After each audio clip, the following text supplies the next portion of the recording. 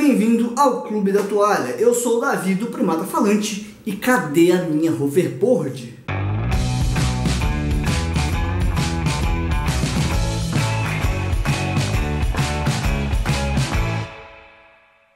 A hoverboard dispensa apresentação. Todo mundo que já assistiu De Volta para o Futuro e até muita gente que nem conhece o filme já ouviu falar da hoverboard, do skate voador ou algum outro nome qualquer, e todo mundo sonha em um dia poder andar nisso. Agora, por que é que nós já temos a videoconferência que apareceu lá no De Volta para o Futuro? Já estamos desenvolvendo hologramas como aparece lá no De Volta para o Futuro também, e até agora nem sinal da hoverboard. Bom, isso parece um problema tecnológico, mas na verdade está muito mais ligado a um problema físico do que de desenvolvimento da tecnologia. O grande problema para a hoverboard é a origem da própria interação gravitacional. Desde as civilizações mais antigas que o ser humano tenta compreender por que é que os corpos todos são atraídos em direção ao chão. Houveram várias explicações filosóficas lá na Grécia Antiga, mas as primeiras explicações que a gente pode chamar de científicas vieram de pessoas que trabalhavam com ímãs e outros aparatos magnéticos, quando a força magnética ainda estava sendo descoberta. Uma das propostas era que, na verdade, o que faz tudo ser atraído em direção ao chão, e também o que faz a Lua ser atraída, no caso, girar ao redor da Terra, e também a Terra girar ao redor do Sol, seria a interação eletromagnética.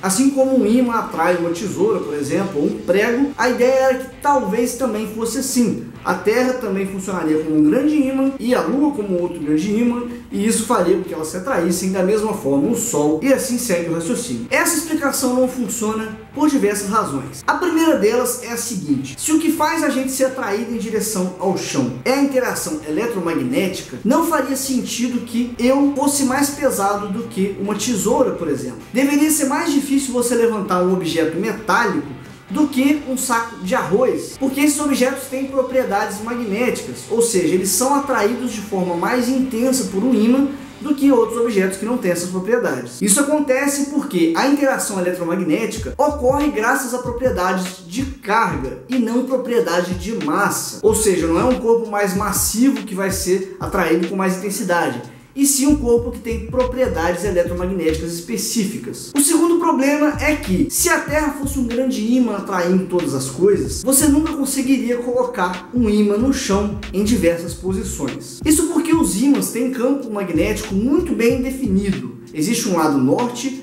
e um lado sul, e o campo sempre vai sair do norte em direção ao sul. Então, se você aproxima um ímã do outro, o norte de um ímã sempre vai ser atraído pelo sul do outro e vice-versa. Se você tentar colocar o norte de um em direção ao norte do outro, o ímã vai brigar e vai virar de posição, ou ele vai pular para longe. Aqui você pode ver o seguinte: eu marquei com essa fitinha vermelha o norte de cada um dos ímãs. Percebe que só de chegar aqui próximo ele já começa a se mover ali. Olha o que acontece quando eu tento colocar o norte de um ímã colado no outro. Olha lá, olha, o outro fica doido e ele não me permite. Eu vou tentar segurar ele aqui para ele não girar, e eu vou tentar colocar o norte desse aqui no norte daquele ali, ó.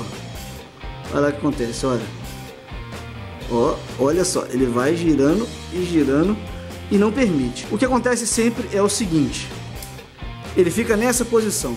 O sul desse ímã aqui é atraído pelo norte desse ímã de cá. E se eu tentar aproximar aqui o sul aqui, ó, olha só o que acontece. Ele também não vai, ó. Eu vou soltar aqui, ó. Automaticamente o norte é atraído pelo sul do outro. E aqui eu posso fazer a força que eu quiser. Eu vou tentar novamente, tá vendo aqui, ó? Vou tentar novamente ligar os dois nortes, ó. Não adianta. Vou girar aqui só para vocês verem. Tá aqui, o norte de um sempre vai atrair o sul do outro.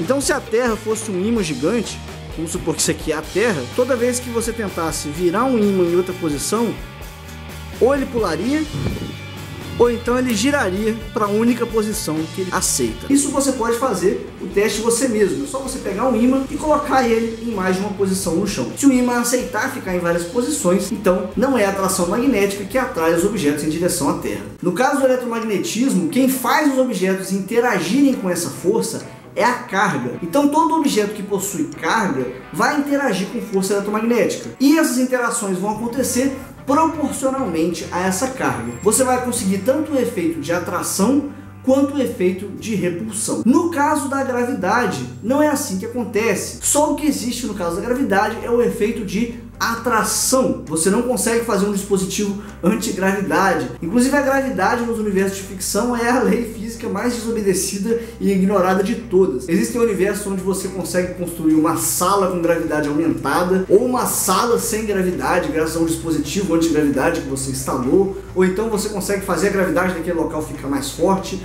ou desligar ele completamente. E a gente normalmente não percebe o absurdo disso, porque a gente está acostumado a pensar, por exemplo, em eletroímãs, que são aqueles aparatos, um ferro velho, por exemplo, onde com o botãozinho que você aperta, você liga o campo magnético, que agora ele vai atrair os carros. Você aperta o botão de novo, pronto, agora ele não vai atrair os carros mais. A gente também tem as lâmpadas com dimmer, então você gira uma rodinha que te permite fazer a luz ficar mais forte e mais fraca. E não existe essa possibilidade fisicamente quando o assunto é a gravidade. A gravidade vai depender da massa. A teoria que depois veio conseguir explicar de forma satisfatória os efeitos da atração gravitacional, tanto a razão de você ser atraído em direção ao chão, quanto os objetos, quanto a Lua girar ao redor da Terra e quanto a Terra girar ao redor do Sol, foi Isaac Newton, quando ele propôs a lei da gravitação universal, onde ele mostrou que a gravidade sempre vai ser proporcional à massa dos corpos em questão. E é por isso que é mais difícil você levantar um saco de arroz de 5 kg do que um grampeador ou um prego, porque o saco de arroz é mais massivo e a força gravitacional é diretamente proporcional à massa. E essa lei da gravitação universal mostra exatamente qual é o problema com a hoverboard. A gravidade é uma força que sempre vai ser atrativa. Para uma hoverboard funcionar, que é basicamente uma prancha que flutua em qualquer lugar que você vá, você precisa de um dispositivo antigravitacional. Você precisa causar repulsão. Você precisa que essa sua tábua não seja atraída pelo que está embaixo dela, e sim seja repelida. E isso não acontece no caso da gravidade em nenhum momento. Você já deve ter visto aí na internet um vídeo de uma galera fazendo altas manobras numa hoverboard, mas é importante falar aqui de uma vez que aquele vídeo era um hoax. Foi um vídeo feito especificamente para parecer que a galera estava fazendo essas manobras, mas não é verdade, a gente não tem hoverboard construída. O que nós temos hoje são alguns trabalhos com supercondutores, só que o problema com esses aparelhos é que você precisa desse conjunto sempre, de um material muito específico embaixo e um material muito específico da hoverboard em cima desse material. Uma vez que você colocar aquela hoverboard ali no chão ou em cima de um lago, como acontece no filme De Volta para o Futuro,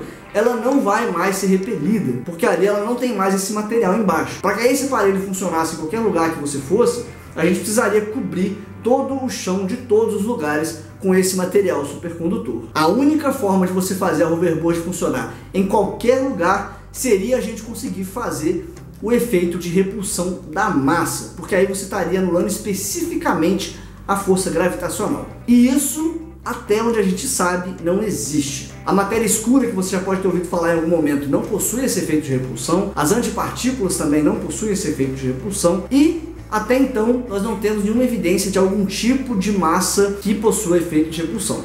Massa atrai massa. E é por isso que a gente ainda não tem uma hoverboard. E se vocês quiserem que eu tente abordar formas que a gente poderia, quem sabe, construir uma hoverboard, coloca aí nos comentários que eu posso pensar em fazer um vídeo sobre isso no futuro. Enquanto isso, você pode aí cumprir a 4ª regra do Clube da Toalha, assistir todos os vídeos do Clube da Toalha aqui no Blabologia e também conferir os vídeos que eu já fiz sobre ciência nerd lá no Primata Falante. O mais importante de tudo é que você não se esqueça da sua toalha.